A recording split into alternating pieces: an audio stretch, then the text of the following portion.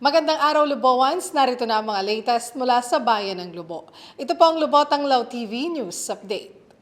Matagumpay na naisagawa ang culminating activity para sa 50th Nutrition Month celebration nitong buwan ng Hulyo. Nagsagawa ng Nutrition Month culminating activity and awarding ceremonies ang Lobo Rural Health Unit nitong Miyerkules, July 31 sa kanilang tanggapan.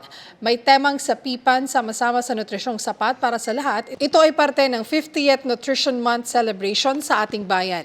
Pinangunahan ni Municipal Health Officer Dr. Alec Caintinho ang programa na dinaluhan ni Municipal Administrator Colonel Eliseo Betinel Jr. at SB Member at Committee on Health and Sanitation Chairman Honorable John Michael Anyayahan. Naging bahagi rin ng awarding ceremony at naghatid ng inspirational message si Dr. Reyna Abu Reyes sa ating mga BNS at BHW na dumalo sa aktibidad. Sa isinagawang Nutri-Garden Contest, sinanghal na panalo ang Group 3 na napapalooban ng Barangay Masagitsit, Fabrika, Poblasyon, Balatbat at Tayuman.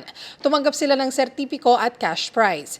Kinilala rin sa programa ang mga pinarangalan sa Provincial Culminating Awarding Ceremony sa buong lalawigan ng Batangas, kung saan nagwagi bilang Most Outstanding BNS First Runner-Up si Ilona Jean Tolosa ng Barangay Masagitsit at Provincial Outstanding Barangay Nutrition Committee ang Barangay Masagitsit.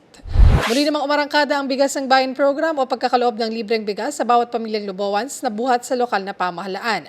Noong Sabado, July 27, tumanggap ang 220 pamilya mula sa Barangay Nagtoktok, 471 naman na pamilya sa Barangay Malapad na Parang at 288 pamilya mula naman sa Barangay San Miguel ng tigli 5 kilong bigas. Noon namang Lunes, July 29, 1,161 na pamilya sa Barangay Balibago ang pinagkalooban ng bigas. Habang nitong July 31, 357 na pamilya sa Barangay Apar at 285 na pamilya sa Barangay San Nicolas ang tumanggap ng bigas. Pinangunahan pa rin ni Mayor Lota Manalo ang pamamahagi, katuwang si Lobo Mayor's Action Center o MACE Supervising Head Lester Rubin Kayayag at ang women's group na Kasama Ka.